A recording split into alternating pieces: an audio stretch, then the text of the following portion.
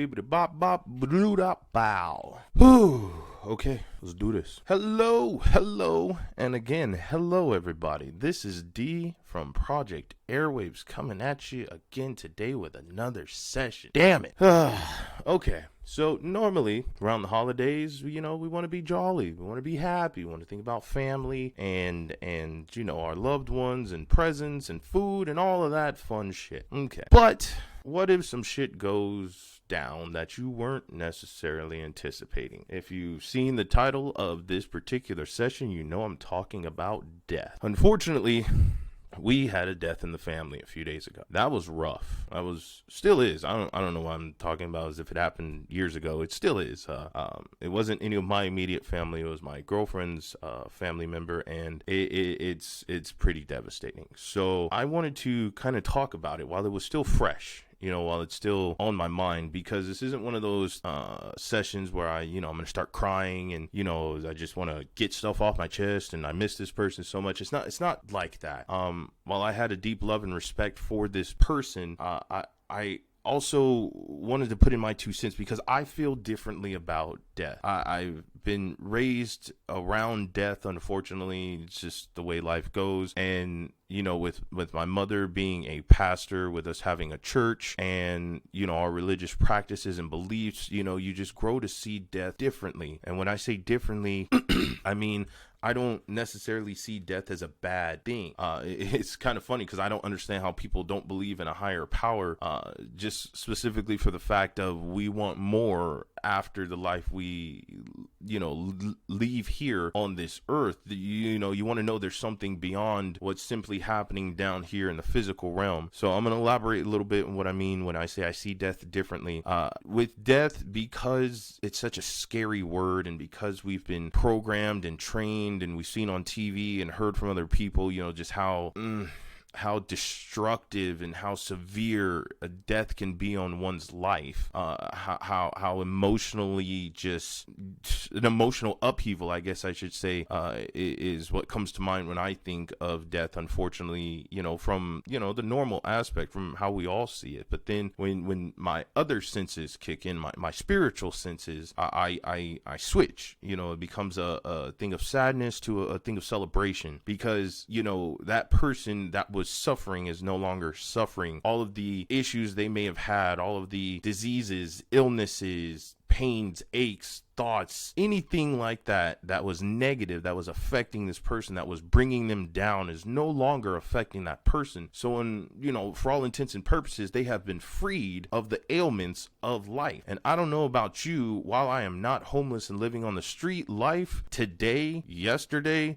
before COVID, before all of this, life wasn't that great. A lot of us are blessed enough that we can walk around with the blinders on and, not always see the reality of the world around us. We just see kind of our little cage, we're in our little box, and it's wake up, go to work, pay bills, come home, take care of friends and family if you have any, and just going about your business as usual. But for other people out there, life is a fucking struggle, man, from one day to the next. And I would hope a lot of us are open-minded enough that the homelessness, the hunger, the death, the famine, the suicide, the natural disasters, fucking terrorism, just all of this shit that's plaguing our planet right now, if left unattended in a very unsafe mind, could lead to deadly thoughts and actions. Because my logic is, what's so good about being down here that would make you want to live forever? That seems to be man's current one of many pursuits in this world, this physical world, is we want to find immortality and we want to never die and we don't want to age, and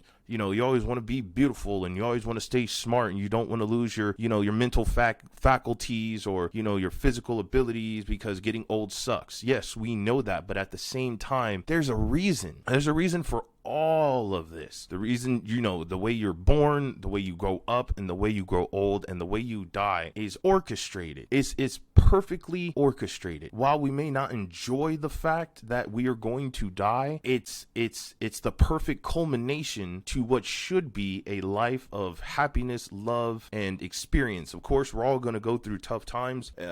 I believe there's a universal balance, a universal harmonics, a godly presence, like the Star Wars, like the Force. There's always a balance. If there's too much light, there's going to be a sprinkle of dark to balance that out. If there's too much dark, there's going to be a sprinkle of light to balance that out. Everything is all about balance, and that's why I think death is so necessary. There's a balance of life. The thing is this the natural progression of things. The earth is built and set up in such a way that it is built to not only help create life, but it is also built to contain the lack thereof life. So, of course, as we all know, what do you do when a relative or loved one passes away? You either bury them 6 feet under or you get them cremated. If you bury them 6 feet under, they go back into the soil. They get recycled back into the natural chain of things. It is man that has decided to break that chain with allowing people to, freeze the bodies of their loved ones and all types of shit like that, because I think that's messing up the natural progression of the life and death cycle.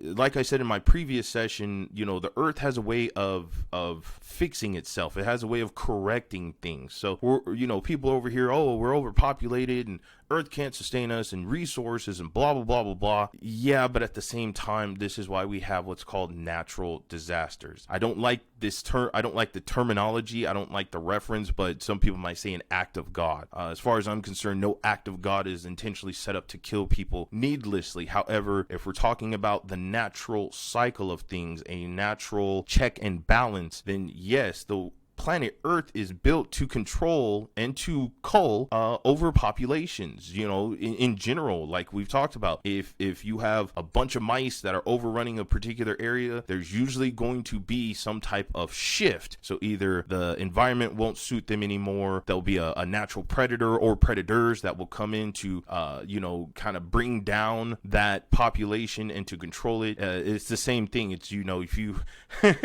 I hate spiders, but it's like if you have a house full of flies and you have spiders, those spiders are going to cull that grouping of flies because, the webs and everything, the way spiders work, their natural enemy will come in to balance that out. Now, of course, nothing is ever perfect, so you're never going to have a perfect balance. Like, we don't have this many people over here, so we can, overpopulate this particular area more than... No, that's not how it works. But at the same time, this is a natural progression of things. We have to move on beyond this existence, because I feel like this fleshly existence is built to be temporary. It's not built to last forever. That's the goal. It's for whatever reason, beyond our understanding and comprehension, we have to die. Our bodies have to go back into the earth because that's where they came from. We were created from dirt. We were created from the earth itself. So of course, naturally, we're a part of its natural cycle of things. We are forced to adapt. We're forced to evolve. We're forced to migrate. We are forced to learn. We are forced to get stronger because that's just how the world works. Everything is always in a constant state of flux or change. And that's why I like to tell people, don't get comfortable. Yes, we all enjoy a good routine. Don't get it twisted. I would love to get off work every single day, smoke a bowl, and watch YouTube until it was time to go to bed. But quite simply, that's just a boring existence. Things have to change. You have to change. You have to adapt and allow yourself to experience as much as you can, because like I said before, life isn't that great right now, but allow yourself to have experiences in life that make your life worth living, that also give your life value. When you pass on, it's down to your loved ones and your relatives to keep your memory alive. It was funny when my girlfriend's family member passed, I told her, I was like, it's almost like Coco. If you haven't watched the movie Coco, it's an amazing movie. It's about I hope I say this right, Dia de los Muertos, the Day of the Dead, and it's about remembering your loved ones, and it gives them I guess a guaranteed future in the afterlife. You put your loved one's photo on the ofrenda, and you bring up the next generation and you tell their stories and you share their lives with those people, and it gives that person, even though they're no longer here, it gives their life meaning and purpose beyond their physical existence. And to me, that makes perfect sense, because we're an ever-changing species. Every generation that is born, they say, gets smarter, they learn a little bit quicker, they have their own unique thing that makes them stand out. That's why we have Generation X, Y, millennials, blah, blah, blah, blah, blah, because each generation is progressively growing, adapting, and getting better. So without death, without the loss of a loved one, of a family member, of whoever, we aren't forced to experience life to its fullest. We aren't hit with that realization that time is short and it's of the essence, and it's ever running out for a lot of us, and the stories we share and the history we take on to ourselves and we imprint on other people, that means something, that contributes towards the greater good. It's death is almost a requirement for evolution, because if you didn't die, you would just eventually become a walking husk of nothingness. As far as I'm concerned, living forever is not a good thing. Eventually your life will lose meaning and value, because as the times change, as people change, the state of thought changes, the state of feeling changes. What was no longer is. When I was growing up, I was born in 88. When I was growing up, it was bad was good. You'd be like, oh yeah, that's bad, or oh yeah, that was cold, and those are cool words, that's dope. Nowadays, that bad is actually bad, and it's like not cool is actually not cool, and things have changed in terminology and words, and the way people understand things have changed. So, but without the death of the previous generation, without the death of those things that made that previous generation, we would not have this current new iteration of our current generation, or I guess you say our current society. And so I believe death is a very necessary part of life. It feeds into, yes, I believe in an afterlife. I believe in God, and I believe there's a heaven and a hell. If you don't believe, I don't understand how you couldn't. Literally turn on your fucking TV. They just made a Match.com commercial about 2020 dating and becoming emotionally involved with Lucifer, which is just fucking mind-blowing beyond all recognition. So yes, if you don't believe in a heaven or hell, take a look at what the government and the media are putting on TV, because it's constantly about God and the devil, no matter what. Just do your research. Moving forward with death, also death is necessary because it's a release. It's sorry to say, but it's the chance to hit the stop button. There are some people out there that suffer their entire lives. There are some people out there that, well, most of us, as we get old, we will start to suffer. Things stop working the way they used to, and of course eventually your heart and mind stop working the way they used to. And I just don't know why you would want to live through that. I don't know why you would want to not die, because to me, I don't know, and it's hard to explain. It's more of a spiritual, philosophical things, like an existential understanding. It's just, I don't like death. I don't invite death, and I never wish death upon anybody. However, you have to die. You have to. Could you imagine if the really bad Russian guy who killed a bunch of people who had a certain religious belief, could you imagine if he was fucking immortal? You know what I mean? It's like, oh, well, yeah, but what about Martin Luther King? What about Gandhi and all these people? Of course, a lot of us would love to meet those people and to embrace them and take in their knowledge, but at the same time, after a while, they would lose their place in society because of the way thought has changed, the way people have progressed. There has to be room for new thought. And if you're constantly stuck in an old way of doing things, if you're constantly stuck in the same tradition, it just doesn't feel like much growth can be attained from that. Getting back to what I was saying about, it's not that great being here right now. We're in the midst of a major pandemic, and the global powers are at each other's throats, and fingers are over buttons, and people are confused about their gender, about their race, about their ethnicity, about their heritage. It just seems like we're all fucking confused. We're just walking around, and because we have no strong spiritual belief in any one thing or another, people are having to find ways to give their life purpose and meaning, almost like they need to be defined by this specific thing, so that way when they are no longer here, that's the only way for you to remember them. Oh, they were a part of this group, or oh, they protested during this time, you know, that they were a PhD, and you know, they died with a title and a name plaque and blah. That's fine, but none of that matters. None of it fucking matters, because at the end of the day, time moves on, people move on, and as much as we have recorded history, unfortunately, A, we are doomed to constantly repeat it, because that's what we've been doing with the little tweaks here and there, and B, we no longer see things that way. I mean, let's just say it like it is. Could you imagine if slave owners lived forever? Slavery would never have ended, you know. And as much as I would love to say, oh yeah, it was a bunch of backwater rednecks and blah, blah, it wasn't. It was blacks and whites, Europeans, everybody alike. Everybody was involved in slave trade, and quite frankly, it's still fucking happening now, especially with the children, but we're not going to get into that. It's things have to change. People have to change, and without death, I don't believe you have the proper opportunity to develop and to mature and to give that experience on to other people, because it's almost like you have a everlasting crutch. You know, I was telling my girlfriend, I said, you know, I understand why people get sad. Of course, you know, you lose somebody who was near and dear to you. It's not just the fact that you were so close to them, it's they knew things about you that other people may not know. They did things for you that other people didn't do. You know, there's just certain interactions you could have with that person that you can't have with somebody else. There's so many variables that make that person so unique and so pivotal in your existence. However, when you lose that, it's almost like you become lost, like someone not disconnects, but detaches the leash from your collar. You're free now. Okay, cool, but what do I do? Because I've been in a normal situation, I've been being led my whole life, pointed in a general direction, given advice from this person, and now they're gone. So what do I do? That's the point. This is your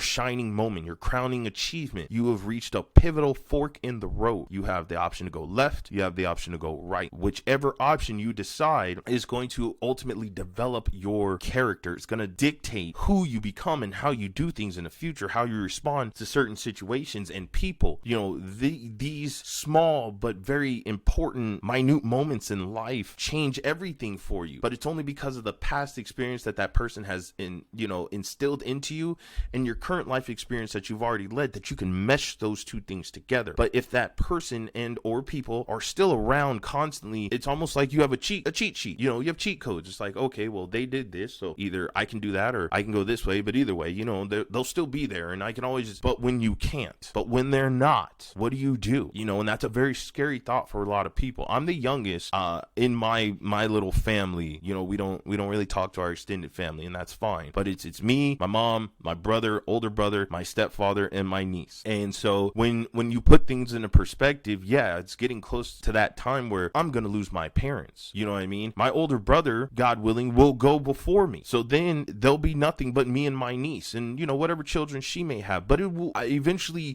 come to me, and then it will be my time to pass on. So it's my turn to pass on the knowledge of my family that came before me, because their experiences have impacted my overall growth. But without the loss of those people, I wouldn't have the ability per se to put that knowledge and history into play, to apply it to particular situations. And so that's why I feel, you know, death is necessary.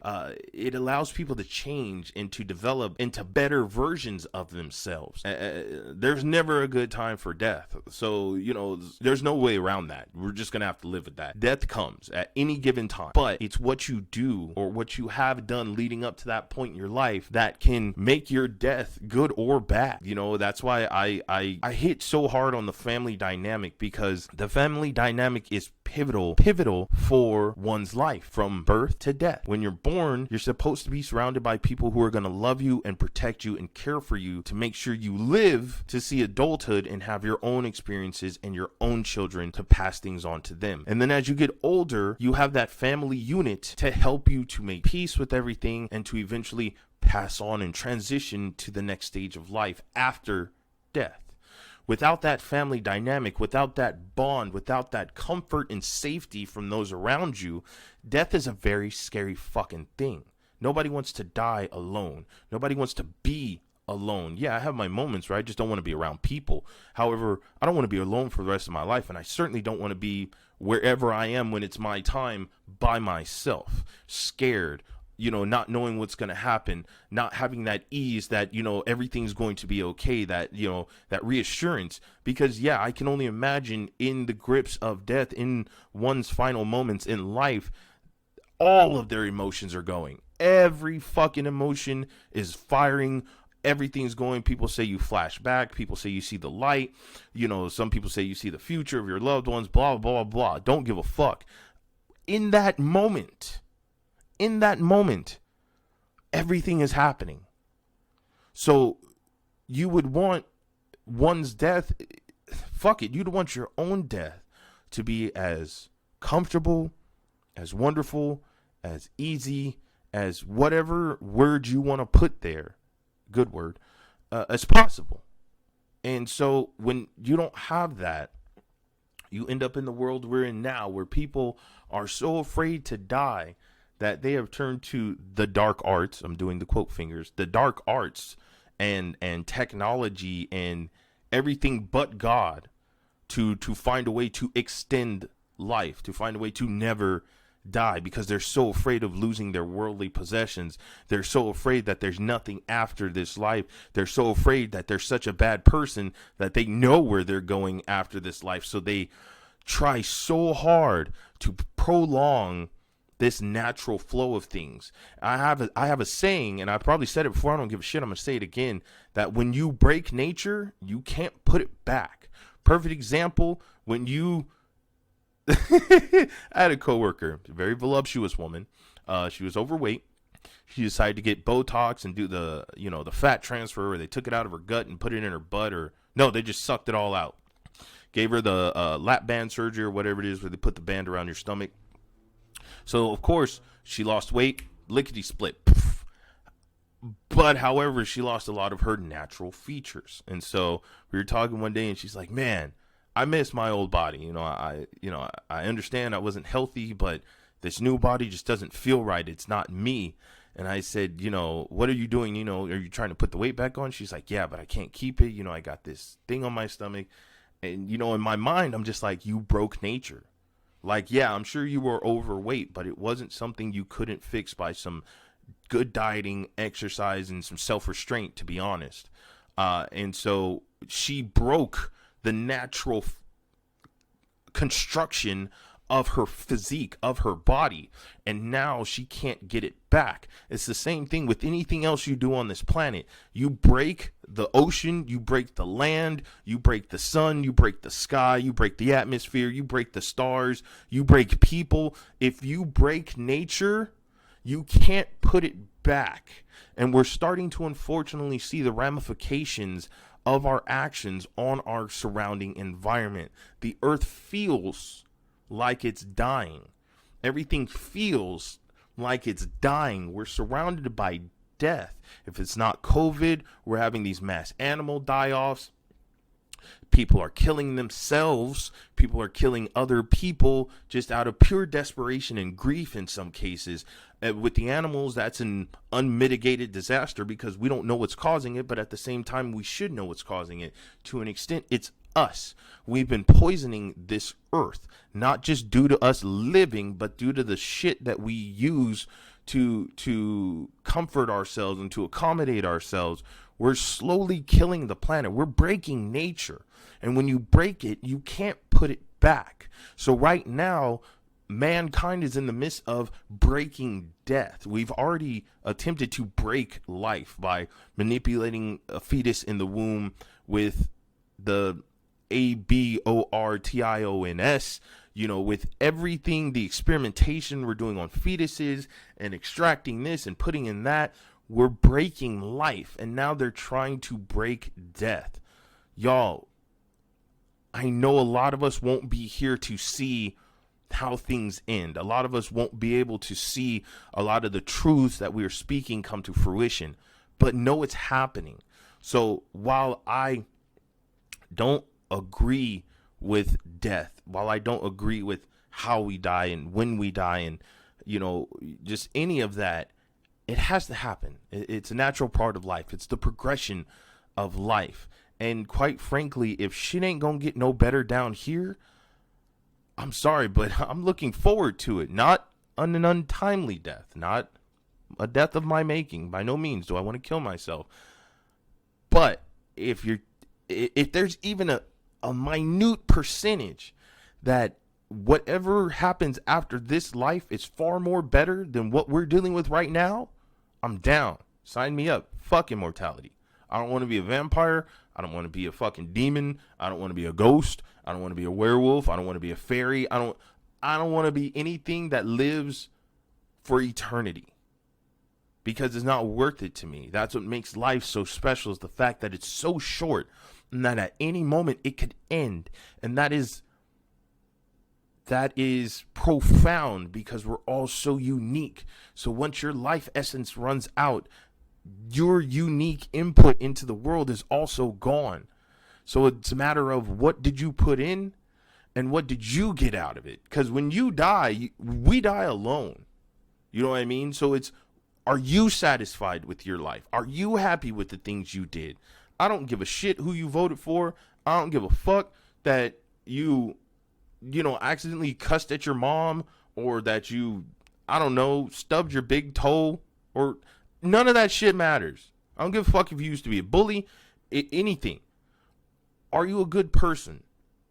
Was your life worth it? Because we're all going to die one day. And you need to be happy with the person you were, especially if there's an afterlife. Because trust and believe, whatever happens next, I think it's going to be far more better than what's happening right now. I don't care how rich you are. I don't care all the shit you got. I don't care how many people you're surrounded by. Life isn't perfect, nor will it ever be perfect. A lot of us are doing everything we can just for normality, if we can even use that word anymore. So, yeah, you're telling me when I die, I don't have to pay bills. I don't have to worry about going to work. I don't have to deal with losing more people to death. I don't have to deal with hearing about how other people were trafficked and killed and all this fucked up shit that's going on right now. Fuck yeah. I'm okay with that. I'm perfectly okay with that. And when it's my loved one's time, I will celebrate their passing on, because I know, yeah, they're moving on to a better fucking place, and that gives me peace of mind to to know that when it's my time, that I have something I can be at peace, because I know, it's just a feeling. I wish I could put you in my head for a second so that you could feel what I feel and see what I see. But this is me. Maybe I'm just fucking overthinking it, y'all. It's crazy. Like I said, I wanted to get this out while it was fresh, because I don't think the same way other people think, and I just wanted to kind of give you my 2 cents. Oh, shit. For those of you who are still here, thank you for sticking around. I can be a little ranty. I can get excited sometimes, but I like to talk about things that I can't really go into vivid detail when me and Lynn are doing an episode, just for time constraint purposes. So this is the Project Airwaves checking out. I want you to check us out on YouTube, Patreon. We're working on the Venmo. We're working on the website. We're working on merch. I want you to look at all of it. Links will be in the description down below. Go on YouTube, subscribe, like, comment, ring the motherfucking bell, enable all notifications. Sign up for our Patreon. You'll be the first to get any and all episodes. Once we get the website up and running, you will be the first one to have access to any and all merch off top. Nothing free yet. We're working on it. But other than that, thank you so much for listening. I'm just overthinking it. You have a good day.